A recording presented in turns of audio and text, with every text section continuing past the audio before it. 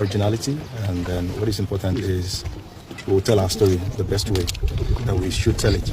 If it's if we're telling a story of 18th century, we have to take it back to 18th century, and that's the reason for us. You're on a long thing. This one is on another level. Watch, subscribe, like, share, comment. Let me know what you think. Thank you so much. Today, ẹ jẹ́ ká sọ̀rọ̀ nípa KIRIJI, abala yẹ́gẹ́ ní sọ pé abala àkọ́kọ́ tó ṣe pàtàkì nípa yíya sinimá náà ó ti lọ. Àṣeyọrí dẹ̀ ti dé bá. Congratulations to Mobimpe and Lateef Adedimeji.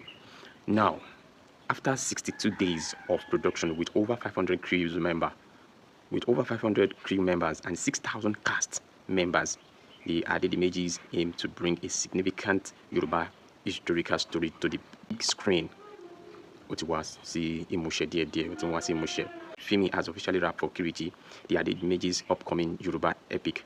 The production, which lasted 62 days, Christmas, New Year, brought together over 500 crew members and more than 6,000 cast members, marking one of the largest Yoruba productions in the recent years history. For that, let me continue. Directed by KIJIRI Kashum and produced by Lateef Adedimeji, Adedimeji, the film aims to bring a significant historical story from Yoruba to the big screen. Adedimeji shared the news on Instagram, noting the personal and professional importance of the project. Hope you are noting. Let me continue. Special effects were handled by Akim Events, in our MO, while Ekiti landscape provided the backdrop for the film's product, accurate sets, and visual storytelling. Confirmed cast members include Tobi Bakre, Odunlade Adekola, Uze Usman, and the Adedimeji themselves. This is about the full cast. Trailer, synopsis are yet to be released. So, any local petobati jadi mamuwaseti boyin. But the film is expected to balance historical storytelling with large-scale production values. Originality, and then what is important is we'll tell our story the best way that we should tell it.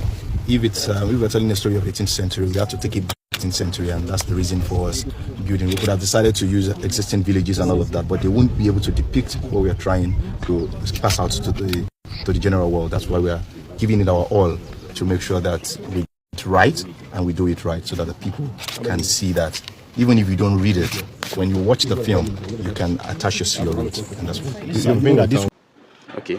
Adedimejis described the significance of filming in our home state. Bringing a production of this scale to Ekiti felt almost impossible. Today, we are proud we did it. Congratulations. What we created is not just a project. It is magic. Magic born from grief, love, sweat, tears, prayers, and a team so powerful. It carried each other when strength was almost gone. If you know this, it's on KIRIJI, you understand what Mobimpe is saying here. Yes, yeah, that is what they are portraying when you see the project on your screen. The Adedimejis have previously explored historical narrative in Nollywood. Yes, their earlier project, Lishabi, won 2 awards at the 2025 AMVCA, reinforcing their reputation for highlighting Yoruba culture and history through film. You guys, you're on a long thing. This one is on another level. This level up is on another level. See rhymes now.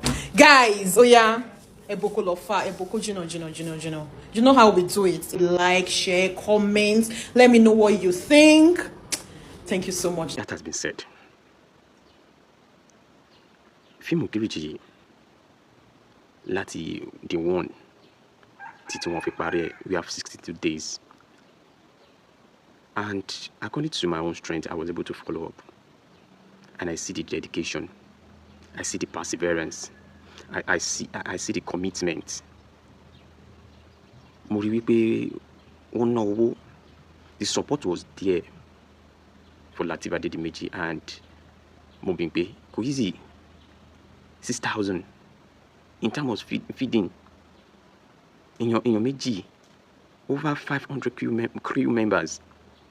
Imagine, tábà ní ká fojú fo àwọn kíní dá àti rólé apá kan dá apá kan sí nìyẹn.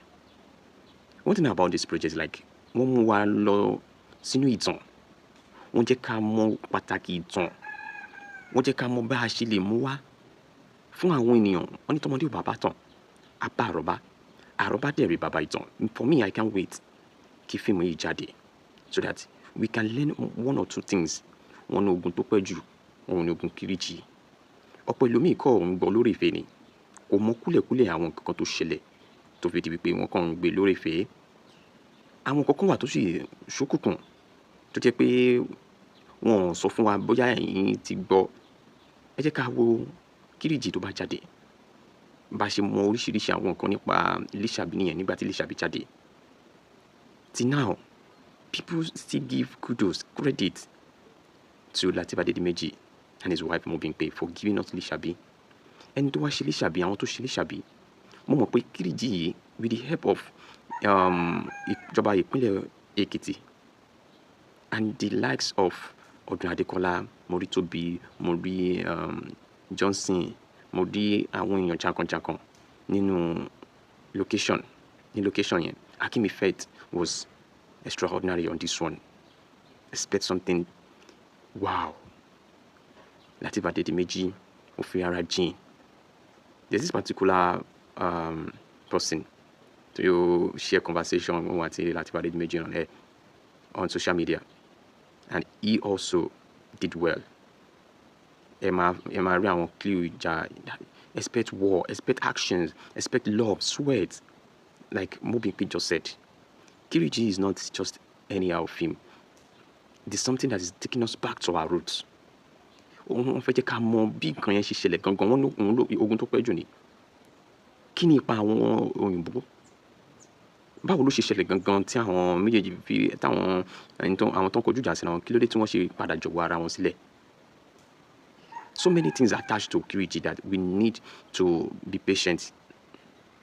Tó bá jáde, gbogbo àlá máa fojú rí. A gbọ́dọ̀ sọ wípé ayédáyọ̀ làjú ká máa fi ojú egbò tẹ́lẹ̀. History, we need to, ó yẹ ká mọ ìtàn, ó yẹ ká mọ àwọn kankan nípa àwọn nǹkan wọ̀nyí. Ẹ gbọ́ bí mo ṣe kà fún yín. Ọ̀pọ̀ àwọn èèyàn rò pé kò lè work. Lateef Adedimeji àti ìyàwó rẹ̀ Mobimpe wọ́n pé lẹ́kìtì, but they did it like she said in that write-up. So ẹ̀yin èèyàn, commitment yẹn ti wáyé. Ẹ̀yin olólùfẹ́ wọ́n ti fi ara jì fún yín.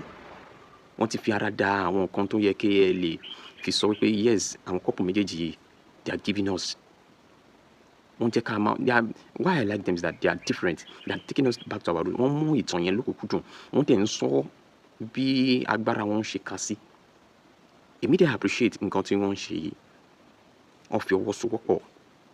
Gbogbo àwọn èèyàn tí wọ́n pè sínú sinimá yìí, they kill the role. Wọ́n fún iṣẹ́ yìí ní 100%. And in the industry, ó ṣe kíni, ó jẹ́ èyí tó ń jẹ́ ohun ìwúrí fún mi púpọ̀. So KÍJIRI is coming. KÍJIRI is coming. So many things. Àwọn kankan wà tó jẹ́ pé ẹ gbọ́dọ̀ miss nínú sinimá yìí. Ipa wo ni Lateef Adedimeji kankan kó role wo ló gbé bẹ́ẹ̀ ló ṣe. Àwọn wo làwọn ọ̀rẹ́ rẹ̀, àwọn wo ni wọ́n jọ jagun yìí. Àwọn wo ni wọ́n bá ìṣẹ̀lẹ̀ ogun náà lọ. Kí ni ìyàwó ẹ̀ náà ṣe nínú ẹ̀. Àwọn kan wọ̀nyí ní kẹ́ máa expect nínú KÍJIRI. A ti ń gbọ́, ẹ ti máa gbọ́. Ìpele àkọ́kọ́ production ó ti wà successful. Post production bó ṣe máa jáde, expect action, expect something. Tí trailer yẹn bá jáde máa mú wá, tí synopsis yẹn bá ti jáde máa mú wá. So it's something good we should be happy about, that they are telling us our story. Nobody can tell us our story. Ṣe rántí nǹkan tí mo fi bẹ̀rẹ̀ ọ̀rọ̀ tí Lateef Adedimeji sọ nígbà tí gómìnà ìpínlẹ̀ Èkìtì kọ́kọ́ wá ṣe àbẹ̀wò sí wọn. Ọ̀rọ̀ yẹn deep, ọ̀rọ̀ yẹn wà very touching. Story wa àwa fúnra wa la máa sọ tó dẹ̀ máa bá àwọn nǹkan tiwa lọ. Táyé máa fi mọ̀ pé báyìí níbi tó ti ń bọ̀ rèé, ibi tó ti ṣẹ̀ wá rèé. KÍJIRI is coming. Ẹ gbáradì láti túmọ̀ nípa ìtàn, àṣà àti ilẹ̀ Yorùbá. Tó bá jẹ́ ìgbà àkọ́kọ́ tí ń rẹ̀, ẹ má gbàgbé láti subscribe, láti like, kẹ́dẹ̀ share, torí wípé a tún mú mìíràn bọ̀ fún yín. You guys, teba mi se wo. You're on a long thing. This one is on another level. This level up is on another level. See rhymes now, guys. Oh yeah. Eboko lofa, eboko jino. You know how we do it. Subscribe, like, share, comment. Let me know what you think. Thank you so much.